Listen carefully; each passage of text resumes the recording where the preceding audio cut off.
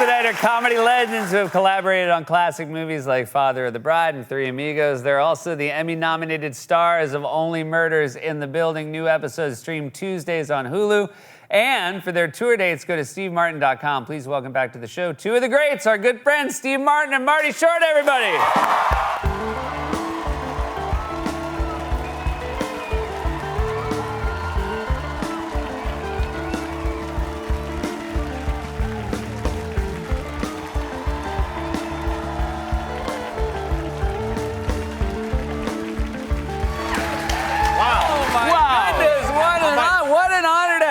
Both here together. Yeah. How are you, dashing one? Oh, I'm really good, thank you. You know, of all the anti-vaxxers, you are my favorite. Oh, my goodness. Let me just say, there is no one better than you at milking a living off a dying medium. Oh, thank you. Yes. Thank you so much.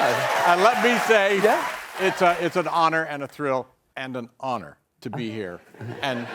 And did I say thrill? Yeah. Yes, you did. I mean it. Phenomenal. Wow, that's so And nice. by the of you. way, since I was here last, it's amazing. You put the Ring cameras above the urinals, which is fantastic.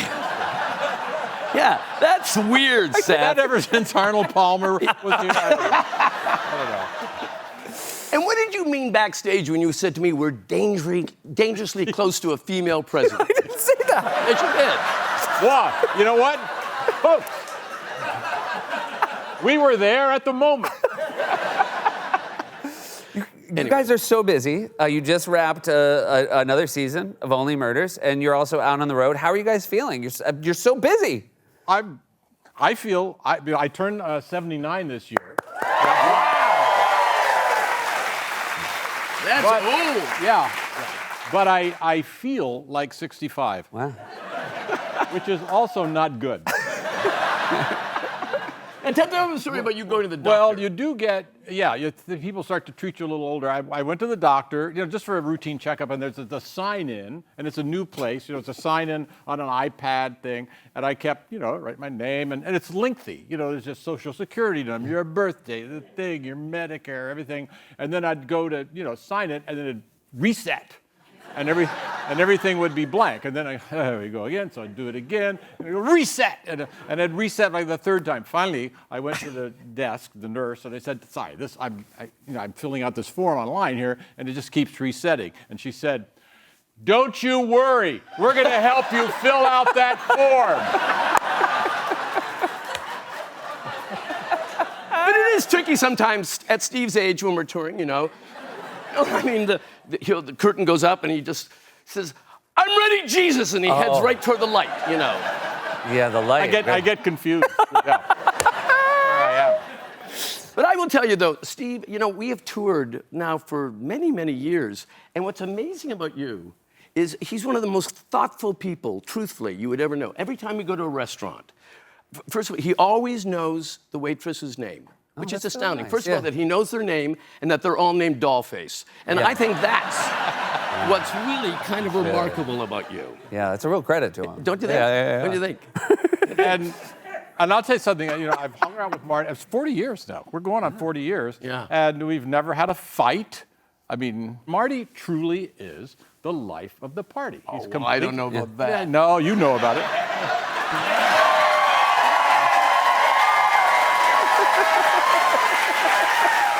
Go ahead. So- I want to hear what you have to say. Yeah, you don't sound like it. You're not acting like it is what I should say. Anyway, so you invite, 8 people to a dinner party, invite Marty, and people start responding. And then if you get a message that Marty can't come, you cancel the party. So you would call it a friendship, a deep, abiding friendship. Actually, that's very interesting because I don't think of it as a friendship. I think of it as a funship. And here's what I mean. A friendship is, when you call them up and say, you seemed a little down today. Can I come over and maybe want to talk about it? Is there any way I can help? A funship is, you seemed a little down today. Would you call me back when you feel better? Because I can't stand it. Now, we insult each other a lot, but we never go too far. And there are times I'm nervous. I remember when you got the AFI a few years ago. American Film Institute. Yes, Incredible honor. big honor.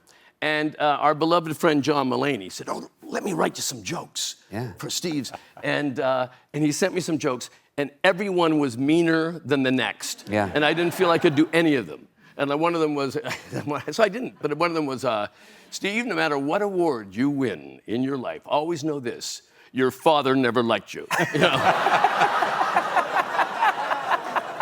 And the other one was, you know, I have been through difficult times in my life, but Steve's always been there with a weird cold hand on my shoulder as he tries to mimic human emotion. Do you remember when you first met him? You went to his house? Yes, well, that was, yes, in 1985, I went to pick up a script for Three Amigos that Steve wrote, the movie, by the way. And it was a, you know, beautiful house, your old house in Beverly Hills, That's right. Bedford Drive. And I, you know, go inside, and I can't believe what I see, because on the walls are some of the most important works of art for the last 100 years. There's a Picasso there and a Hopper there. And truthfully, I said to Steve, how did you get this rich? Because I've seen your work.